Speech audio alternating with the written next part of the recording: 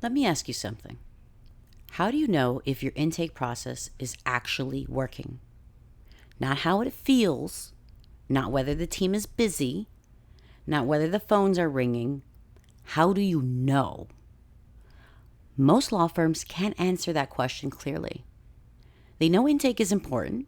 They've improved forms, they've aligned tools, they've added automations. But when I ask, is intake getting better over time? The answer is usually silence.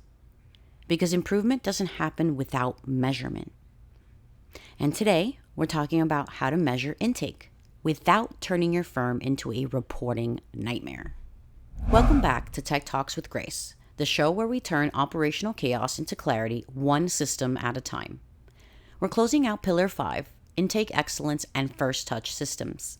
In episode 12, we established why intake is the most important system in your firm. In episode 13, we designed a clear, consistent intake workflow. In episode 14, we aligned intake tools so they actually work together. And today's episode brings it all home. This episode is called Measuring Intake Performance and Improving Over Time. Because here's the truth. If you don't measure intake, you don't improve intake. You just react to it.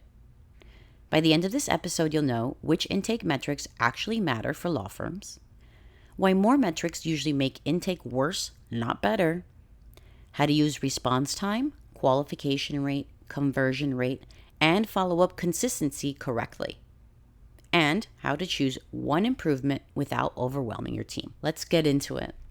Most law firms don't avoid measurement because they don't care. They avoid it because measurement feels dangerous. Here's why. Attorneys worry metrics will oversimplify nuance. Intake teams worry metrics will be used to blame them. And then leadership worries they'll uncover problems they don't have time to fix. So instead, firms rely on proxies. We're busy. The phones are ringing. Cases are coming in. It feels better than last year. But feelings are not systems. And without measurement, you can't tell where intake breaks, you can't tell what's improving, and you certainly can't tell whether changes actually helped. Measurement doesn't exist to judge people. It exists to stabilize systems. Let's introduce a case study here, the busy intake illusion. I'm going to introduce you to another composite firm. We'll call them Morales and Finch, a family and immigration law practice. The symptoms they had, or leadership said, intake is slammed. Everyone's working hard. And that was true. But they also noticed the consults felt rushed, the follow-ups were inconsistent, conversion felt unpredictable, attorneys blamed intake blamed the lead quality. No one trusted the system. What was missing? They weren't measuring intake performance. So every conversation was emotional. It feels slower, it feels worse, it feels like bad leads. When we introduced 4 simple metrics, something interesting happened. The blame stopped because the system finally had a voice. This brings us into the next section, the 4 intake metrics that actually matter. So let's get into this part. We'll talk about metrics that matter and how to use them correctly. Not dashboards, not vanity stats, not reports no one reads, just 4 simple signals. Starting with the first one. Response time. How fast do we respond? Response time is the health indicator of intake. It answers how long does it take from first contact to first human response. In law firms, response time matters because prospective clients are often contacting multiple firms. The speed signals professionalism and competence. Delays end up increasing no-shows and drop-off. But here's the mistake. Firms track average response time and feel good about it. Averages, they hide problems. What you really want to know is, are there patterns of slow response? Does the response time vary by channel? Does response time degrade under volume? Most of the time, that's a yes, but we'll keep going. Response time isn't about pressure. It's about visibility. That takes us to the second monitor here, or metric that you should be using, and that is qualification rate. Are these the right cases? Qualification rate answers of the people who contact us. How many meet our criteria? This is where many firms get uncomfortable because qualification rate is not a marketing metric, it's an intake clarity metric. A low qualification rate usually means intake criteria is unclear, forms collect the wrong information, intake staff are guessing, and attorneys might be screening inconsistently.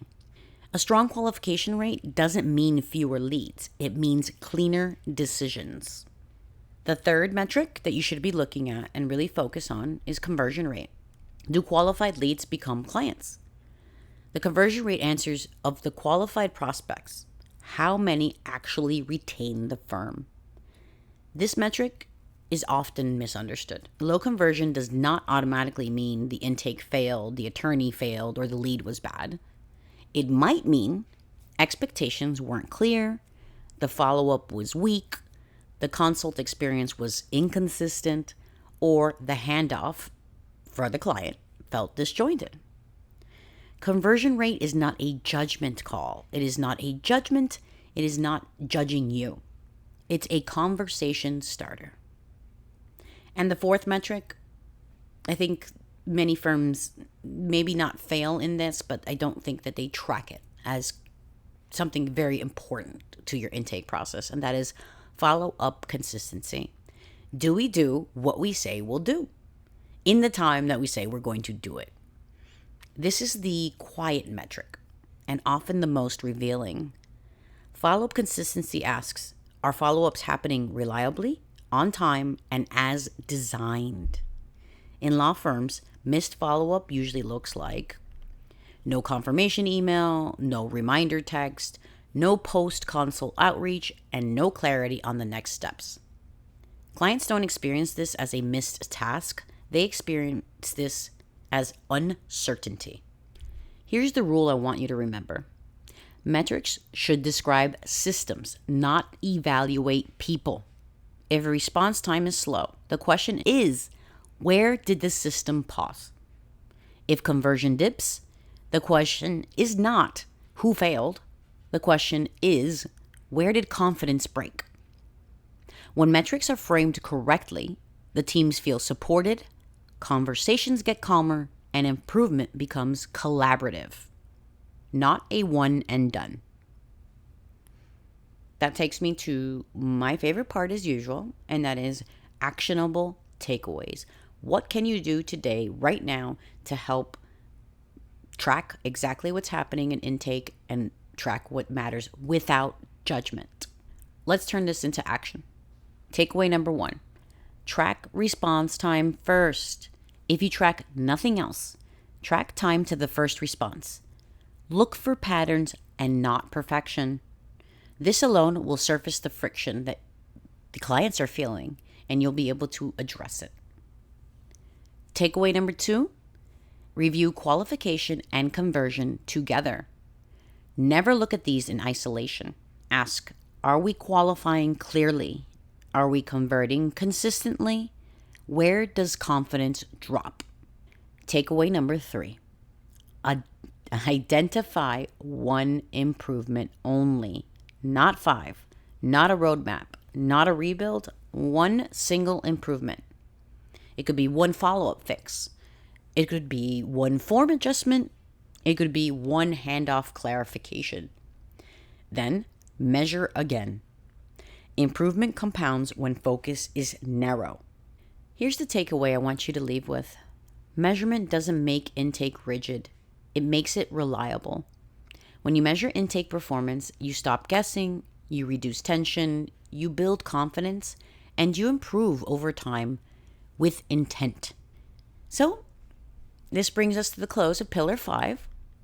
You now understand why intake matters, how to design it, how to align your tools, and how to measure what's working. In the next episode, we move into Pillar 6, CRM excellence. Because intake doesn't end when the consult is booked. It lives or dies inside your CRM. I'm Grace, and this is Tech Talks with Grace.